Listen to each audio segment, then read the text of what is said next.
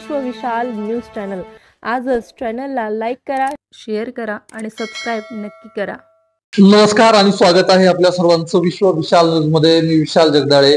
खरं तर आपल्यासाठी दरवेळी वेगळ्या व्यक्तिमत्वाला घेऊन येत असतो आणि आज देखील आपल्यासाठी असंच एक आगळं वेगळं व्यक्तिमत्व बरोबर आपण चर्चा करणार आहोत, जे की वैद्यकीय क्षेत्रामध्ये कार्यरत आहेत।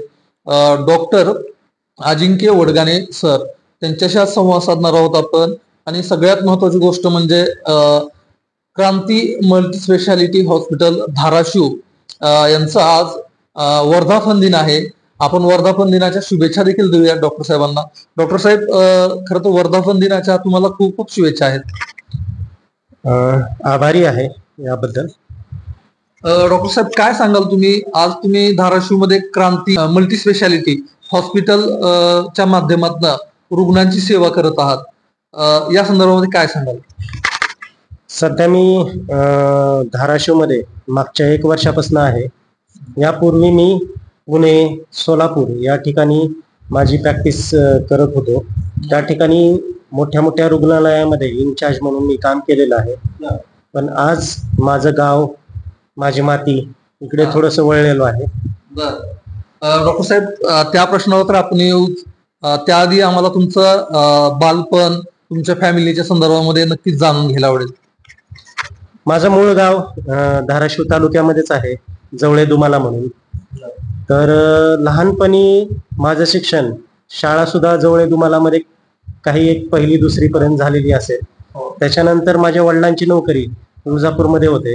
पुढचं शिक्षण तुळजापूरमध्ये झालं साधारणतः एक 5वी पर्यंत। आणि 5वी नंतर वडिलांनी मला कुंथलगिरी येथे देशभूषण कुलभूषण महाविद्यालय ही एक आश्रमशाळा होती, त्या ठिकाणी मला ठेवले। आणि ही शाळा धाराशिव जिल्ह्यामध्ये तर सर्वांना माहीतच असेल, जैन धर्म ची आहे। आणि ह्या शाळेमध्ये जैन धर्माबद्दल बरंच प्रशिक्षण दिलं जातं। जैन धर्माचे संस्कार या ठिकाणी तुमच्यावर खूप चांगल्या पद्धतीने रुजवले जातात। त्या शाळेमध्ये राहिल्यानंतर मला शिस्त, पुन्हा नंतर खरे बोलणे, नंतर सत्याची बाजू घेणे आणि आयुष्यामध्ये काहीतरी आपल्या समाजासाठी चांगली कामं करे, ह्याचं शिक्षण मला जैन धर्मासारख्या चांगल्या धर्मातनं मला भेटलं। त्याचा मला फार आनंद आहे। तिथून मी 9वी पर्यंत त्या आश्रमशाळेत होतो। त्यानंतर पुढचं शिक्षण माझं आपल्या धाराशिवमध्ये छत्रपती शिवाजी विद्यालयामध्ये झालं माझं। आणि 10वी मध्ये मी मेरिटमध्ये आलो। त्याच्यानंतर 11वी 12वीला मी अहमदपूर इथले महात्मा गांधी महाविद्यालयामध्ये माझं 11वी 12वी झालं। 12वीत ही मेरिटमध्ये आलो आणि माझा MBBS ला नंबर धुळे इथे लागला। धुळ्यामधल्या शासकीय वैद्यकीय महाविद्यालयामध्ये मेरिटवर माझा नंबर लागला। त्याच्यानंतर माझे 5 वर्ष MBBS चे तिथेच गेले। त्याच्यानंतर पोस्ट ग्रॅज्युएशनसाठी मी ऑल इंडिया एंट्रन्स दिली, त्याच्यामध्ये माझा रँक आला। ऑल इंडिया एंट्रन्स मध्ये रँक आल्यानंतर मी आपल्या ऑल इंडिया थ्रू बडोदा येथे माझं पोस्ट ग्रॅज्युएशन कम्प्लीट केलं। पोस्ट ग्रॅज्युएशन मध्ये मी चेस्ट मेडिसिन मध्ये स्पेशालिटी केली। आणि त्याच्यानंतर मी पुण्यामध्ये काही वर्ष प्रॅक्टिस केली। आणि शिकत असताना मी क्रिटिकल केअर मेडिसिन ही सुपर स्पेशालिटी केली। आता धाराशिव जिल्ह्यामध्ये हा प्रश्न पडेल की क्रिटिकल केअर मेडिसिन म्हणजे काय? तर ही एक वेगळी स्पेशालिटी आहे, जे तुमचं MDचं शिक्षण झाल्यानंतर सुपर स्पेशालिटी म्हणतो याला। याच्यामध्ये आपल्याला अतिदक्षता म्हणजे इमर्जन्सीमध्ये पेशंटला कसं वाचवायचं किंवा इमर्जन्सीमध्ये पेशंटला काय ट्रीटमेंट दिली पाहिजे, याचं एक वेगळं शिक्षण असतं। रुटीन MDच्या शिक्षणामध्ये थोड्या बहुत प्रमाणामध्ये याची माहिती दिली जाते, पण ह्याचं डिटेल प्रशिक्षण हे तुमचं क्रिटिकल केअर मेडिसिन केल्यानंतर तुम्हाला भेटतं। ज्याच्यामध्ये तुमचं पॅरालिसिस असो, हृदयविकार असो, पॉइझनिंग असो, तुमचा निमोनिया असो, व्हेंटिलेटरचा पेशंट असो, किंवा पेशंट शॉकमध्ये जर असेल, अशा पेशंटला आपण ट्रीटमेंट देऊन कशा पद्धतीनं त्या पेशंटचा जीव वाचवायचा, ह्याचं एक वेगळं प्रशिक्षण असतं, त्याला क्रिटिकल केअर मेडिसिन म्हणतात। हे मी पुण्यामध्ये आदित्य बिर्ला हॉस्पिटल मध्ये हे शिक्षण घेतलं। त्याच्यानंतर मी 10 ते 12 वर्ष पुण्यामध्येच रुळलो। पुण्यामध्ये प्रॅक्टिस करत असताना पुण्यामध्ये तर जेवढे पण मोठे हॉस्पिटल होते, उदाहरणार्थ आदित्य बिर्ला हॉस्पिटल, त्याच्यानंतर Sahyadri hospital, noble hospital Hadapsar, त्याच्यानंतर लोणी काळभोरी इथले एक मोठे हॉस्पिटल, या ठिकाणी मी इन्चार्ज म्हणून काम केलं। पण शेवटी एवढं सगळं करत असताना मला असं लक्षात आलं की आपल्या मातीसाठी आपण काहीतरी करायला पाहिजे. आज माझ्यासारखे कदाचित 50 डॉक्टर पुण्यासारख्या ठिकाणी असतील, पण माझ्या मातीत माझ्यासारखा डॉक्टराची गरज होती, म्हणून मी धाराशिवकडे वळण्याचा निर्णय घेतला. त्याच्या अगोदर मी गावाकडे यायचं तर मला गावाकडची जी प्रॅक्टिसची पद्धत आहे त्याच्याबद्दल काही आयडिया नव्हती, कारण पुण्यामध्ये सर्व पेशंट इन्शुरन्स मध्ये असायचे आणि इन्शुरन्स मध्ये त्या रुग्णाला आर्थिक कसलाही प्रॉब्लेम येत नव्हता. पण मी त्यापेक्षा एक आयडिया केली की डायरेक्ट धाराशिवला येण्याऐवजी आपण थोडं सोलापूरमध्ये एक स्टे घेऊ. म्हणून सोलापूरमध्ये यशोधरा हॉस्पिटलमध्ये मी 2 वर्ष इन्चार्ज म्हणून काम केलं आणि 2 वर्षानंतर इन्चार्ज म्हणून काम केल्यानंतर मागच्या वर्षी धाराशिवमध्ये हॉस्पिटल टाकण्याचा निर्णय घेतला. कारण मला आपल्या भागातल्या लोकांची तसेच आपल्या भागातल्या असलेल्या आजारांची फारशी माहिती नव्हती. पण आता मी धाराशिवमध्ये मागच्या 1 वर्षापर्यंत अतिशय प्रामाणिकपणे सेवा दिलेली आहे आणि अनेक रुग्णांचे जीव वाचवलेले आहेत. डॉक्टर साहेब, खरं तर तुम्ही अनेक रुग्णांचे जीव वाचवलेले आहेत आणि तुमचा प्रदीर्घ अनुभव आज जो आहे तो धाराशिवकरांना मिळत आहे. त्याबद्दल देखील खरं तर तुमचं कौतुक करावं असं वाटतं की बाबा एवढ्या वेगवेगळ्या ठिकाणी तुम्हाला संधी उपलब्ध असताना सुद्धा तुम्ही आपल्या मातीसाठी धाराशिवकरांसाठी क्रांती मल्टी स्पेशालिटी हॉस्पिटल सुरू केलेलं आहे. डॉक्टर साहेब, याच्यामध्ये मला एक प्रश्न विचारावा असा वाटतो की तुम्ही स्वतः डॉक्टर होण्याचं कधी तुम्ही ठरवलं का? असं काय नव्हतं, ठरवलेलं वगैरे नव्हते असं काय? नाही, डॉक्टर व्हायचं असं काही ठरवलं नव्हतं. पण माझ्या वडिलांची फार इच्छा होती की मी डॉक्टर व्हावं आणि माझं तसं तर 11वी 12वी मध्ये फिजिक्स आणि केमिस्ट्री हे विषय फार स्ट्रॉंग होते माझे. पण वडिलांची इच्छा होती की मी डॉक्टर व्हावं म्हणून. तसं तर मला IIT मध्ये किंवा सायंटिस्ट व्हायची फार इच्छा होती, कारण मला फिजिक्स आणि केमिस्ट्री मध्ये हमेशा आउट ऑफ मार्क मिळायचे. पण वडिलांच्या इच्छेमुळं खरं तर मी मेडिकल फील्ड मध्ये आलो. मेडिकल फील्ड मध्ये आलात, आनंदी आहात? मी आनंदी आहे, कारण मेडिकल फील्ड मध्ये रोज नवीन नवीन प्रकारचे तुम्हाला अनुभव भेटतात. ते एक प्रकारचं माझ्यासाठी रिसर्च केल्यासारखंच आहे. क्रांती मल्टी स्पेशालिटी हॉस्पिटलच्या माध्यमातून तुम्ही कार्य करत आहात, रुग्णसेवा करत आहात. धाराशिवकरांचा प्रतिसाद कसा आहे आणि धाराशिवकरांबद्दल आपण काय सांगाल? मी ज्यावेळेस इथे 10 वर्षापूर्वी धाराशिवला आलो होतो त्यावेळेस मी पुण्यातच होतो त्यावेळेस, आणि माझी त्यावेळेस इच्छा झाली होती की आपण धाराशिवला येऊ. पण काही कारणास्तव मला ते शक्य नाही झालं. काही टेक्निकल प्रॉब्लेममुळे ते शक्य नाही झालं. त्यावेळेस मी धाराशिव मधला ट्रेंड बघितला की धाराशिव मध्ये आयसीयू हा प्रकार नसल्यात नच्या बराबरच होता. म्हणजे धाराशिव मध्ये एखादा रुग्ण जर क्रिटिकल झाला तर इथल्या डॉक्टरांचं पहिलं वाक्य असायचं की याला सोलापूरला घेऊन जावा, याचे इथं उपचार होऊ शकत नाही. आणि पूर्ण धाराशिव मध्ये मी फिरल्यानंतर मला असं लक्षात आलं की अतिदक्षता विभाग हा इथला सगळ्यात वीक पॉइंट आहे. म्हणून मी असं ठरवलं त्यावेळेस की आपण स्पेशालिटी करायची तर फक्त क्रिटिकल केअर मेडिसिन म्हणजे अतिदक्षता तज्ज्ञ म्हणून आपण प्रॅक्टिस करायची. म्हणजे उद्या जर आपल्याला धाराशिवला यावं लागलं तर आपल्या इथून कुठलाही पेशंट सोलापूरला रेफर करायची गरज पडणार नाही. आणि आपल्या मातीतले पेशंट आपल्या ठिकाणीच ट्रीटमेंट व्हायला पाहिजे. कारण मी जसं सांगितलं त्याप्रमाणे काही काळासाठी मी सोलापूरमध्ये यशोधरा हॉस्पिटलमध्ये कार्यरत होतो. त्यावेळेस आपल्या धाराशिव मधनं तिथं आलेल्या रुग्णांचे जे हाल बघितले, त्यांच्या नातेवाईकाचे हाल बघितले, त्यावेळेस मला असं लक्षात आलं की हे रुग्ण इकडे सोलापूरला येण्यापेक्षा आपण तिथेच जर ट्रीटमेंट दिले तर नातेवाईकांचं आर्थिक प्लस मानसिक खर्चीकरण होऊ नये हा एकमेव माझा उद्देश होता ह्या सर्व गोष्टीमध्ये. आणि आज मी 1 वर्षापासून धाराशिव मध्ये माझा उद्देश साध्य करतोय, ह्याचा फार आनंद आहे मला.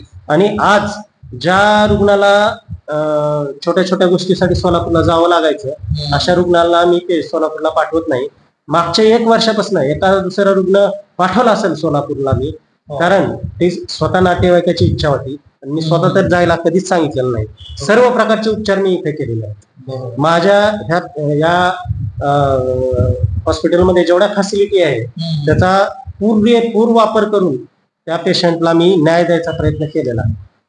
बरोबर आहे डॉक्टर साहेब. खरं तर गेल्या 1 वर्षामध्ये तुम्हाला एखादा असा काय अनुभव आला का पेशंटच्या बाबतीमध्ये, बाबा एखादा पेशंट भावनिक झालेला आहे आणि अतिशय त्याची कंडिशन खराब होती आणि त्याला एकदम आपल्याकडे आल्यानंतर उपचार केल्यानंतर तो स्वस्थ होऊन गेला, असे काय अनुभव असतील तर ते सुद्धा आम्हाला ऐकायला आवडतील. असे एक नाही तर अनेक अनुभव आहे.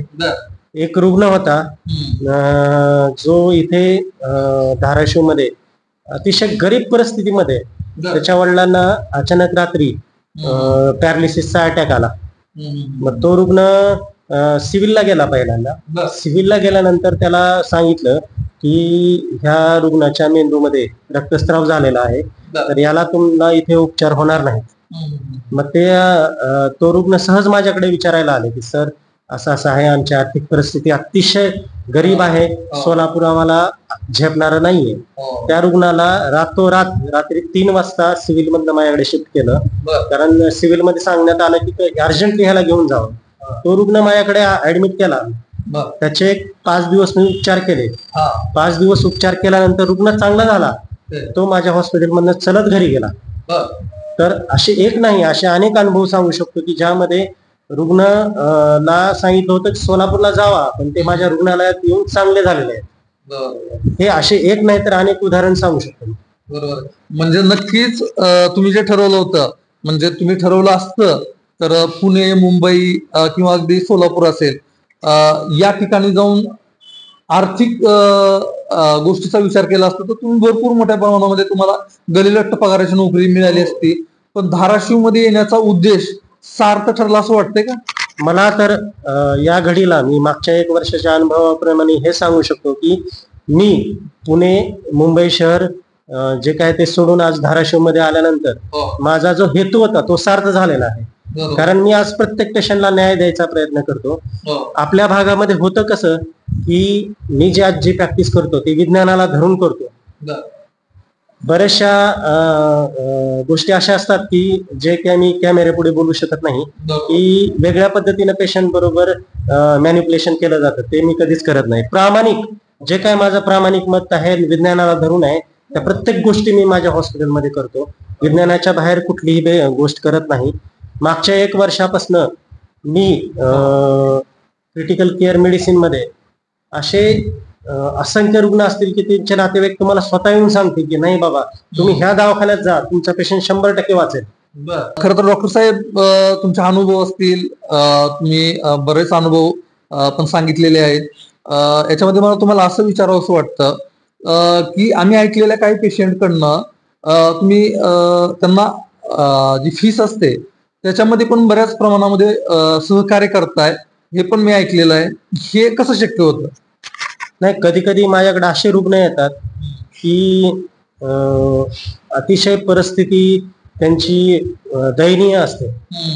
आम्हाला ज्यावेळेस रुग्ण पाहतो, आम्ही त्यांच्या नातेवाईकाशी बोलतो, त्यावेळेस खरोखरच मनात न वाटते की ह्याला मदत करायला पाहिजे. अशा रुग्णाला आम्ही 100% मदत करतो. आणि आम्हाला कळतं ते नातेवाईकाच्या बोलण्यावरनं, बाकीच्या सगळ्या गोष्टीवरनं आम्हाला कळतं. असे तुम्ही बाहेरनं खूप ठिकाणी पासून ऐकत असाल की सरांकडे आम्ही गेलो होतो, सरांनी आमचं एवढे बिल माफ केलं, आमच्या एवढ्या बिलामध्ये डिस्काउंट दिला आम्हाला, आमची खरोखरच परिस्थिती नव्हती, आम्हाला मदत केली.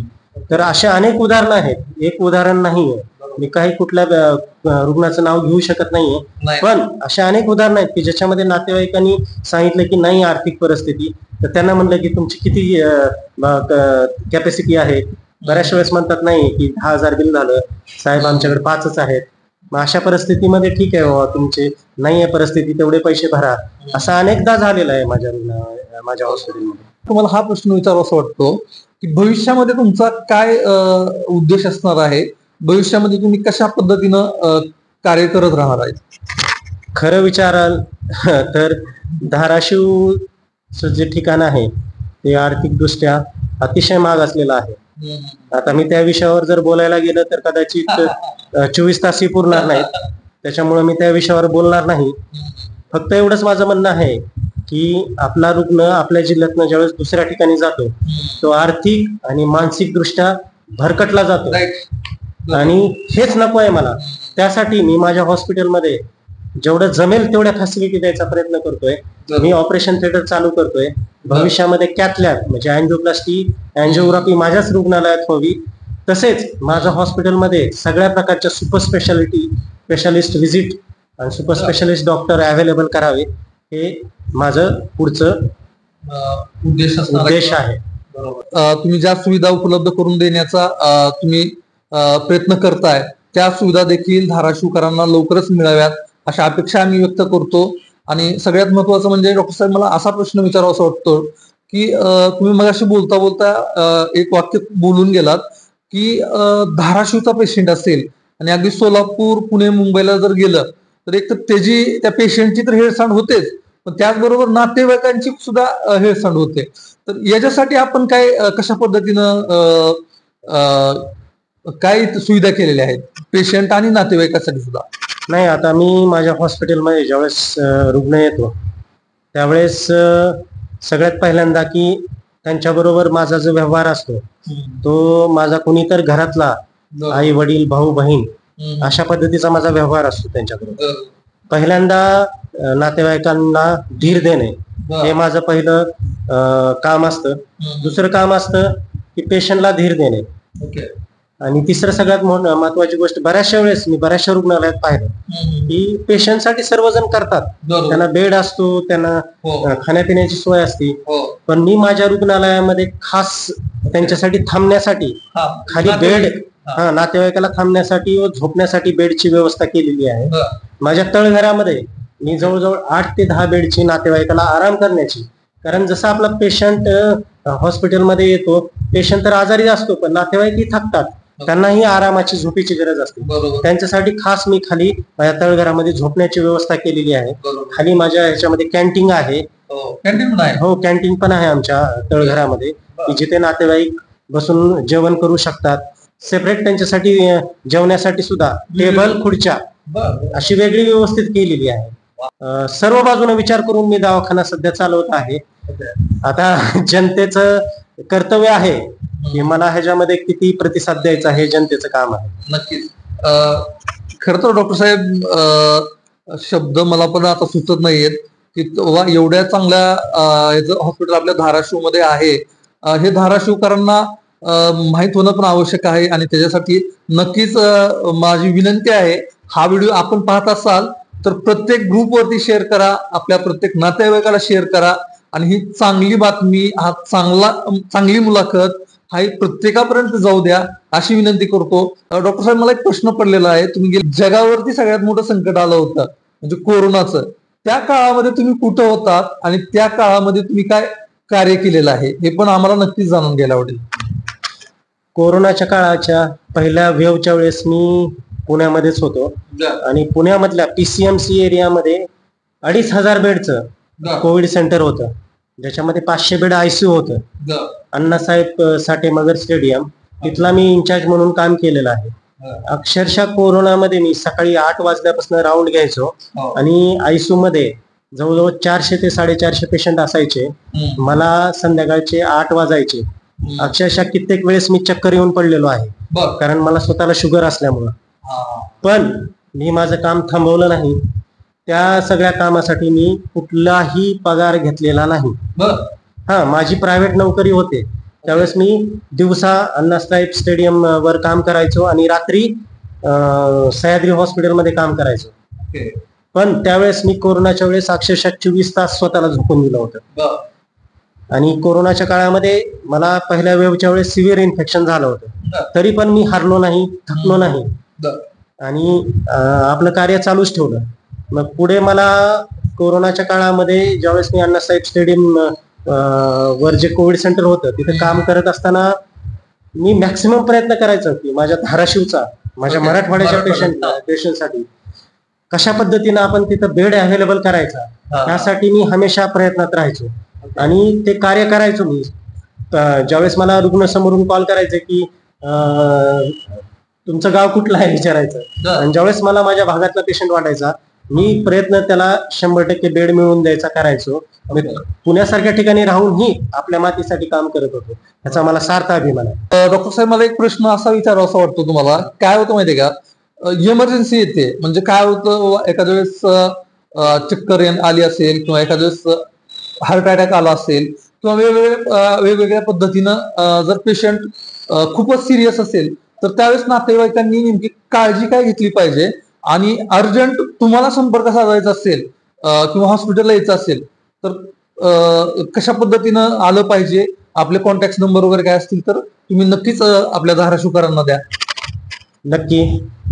सगळ्यात मूळ मुद्दा, मी ज्यावेळेस इथे आलो होतो त्यावेळेस मला असं लक्षात आलं की तुम्हाला ज्यावेळेस दिवसा इमर्जन्सी असते ना त्यावेळेस तुम्हाला भरपूर ऑप्शन अवेलेबल असतात. बरोबर. पण ज्यावेळेस तुम्हाला रात्री अपरात्री त्रास होतो ना त्यावेळेस तुम्ही अशाच हॉस्पिटलला जा जिथे डॉक्टर अवेलेबल आहेत, किंवा डॉक्टर रात्री तुम्हाला इमर्जन्सी मध्ये येऊन 5 मिनिटं ते 10 मिनिटाच्या आत अटेंड करू शकतात इमर्जन्सी मध्ये. अशाच हॉस्पिटलला जा. मला मागच्या 1 वर्षामध्ये मला अभिमानाने सांगावं वाटतं, ज्यावेळेस माझ्याकडे रात्री 2, 3, 4 वाजता पेशंट आलेला आहे तेव्हा मी 5 मिनिटामध्ये हॉस्पिटलमध्ये हजर राहिलेलो आहे इमर्जन्सीमध्ये. आणि सगळ्यात महत्वाची गोष्ट की काही काही आजार असतात की ज्याच्यामध्ये पेशंट जागेवर बेशुद्ध पडतो. अशा वेळेस मी लोकांना विनंती करतो की त्यांनी CPR म्हणजे हृदयाला पंपिंग करत पेशंट जर आणला तर पेशंटचा वाचण्याचा चान्स वाढतो. आता हे CPR बद्दल मी ह्या मुलाखतीमध्ये जास्त नाही सांगू शकत, पण तुम्ही युट्यूब वापरत असाल तर युट्यूबवर बघा CPR कसा द्यावा. हे साध्या सोप्या भाषेमध्ये मराठी, हिंदी, इंग्लिश जी काही भाषा तुम्हाला समजते याच्यामध्ये हे केलेलं आहे. ज्यावेळेस तुमच्या समोर एखादा पेशंट बेशुद्ध पडतो, अनकॉन्शियस होतो, त्यावेळेस त्याच्या पेशंटच्या छातीवर CPR देत आणावा दवाखान्यामध्ये. त्याचा वाचण्याचा चान्स 90% वाढू शकतो. बरोबर. आणि तुम्हाला इमर्जन्सीचा संपर्क करायचा असेल तर संपर्क क्रमांक पण धाराशिवकरांना देऊन द्या साहेब. हो नक्की. आता माझ्या हॉस्पिटलमध्ये माझ्याकडे एक लँडलाईन आहे, लँडलाईनचा नंबर पण आहे माझ्याकडे आणि हॉस्पिटलचाही नंबर आहे. तर लोकांनी हा नंबर नोट करून घ्यावा. 02472 23 50 04. ओके. आणि मोबाईल नंबर जर तुम्हाला द्यायचा असेल तर 87 88 51 52 96. नक्कीच. हॉस्पिटल आपल्या धाराशिव मध्ये आहे.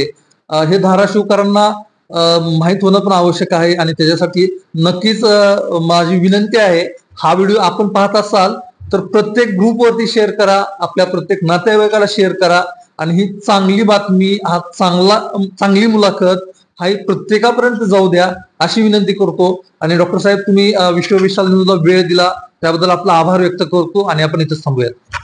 नमस्कार. विश्व विशाल न्यूज चॅनल आजच चॅनलला लाईक करा, शेअर करा आणि सबस्क्राईब नक्की करा.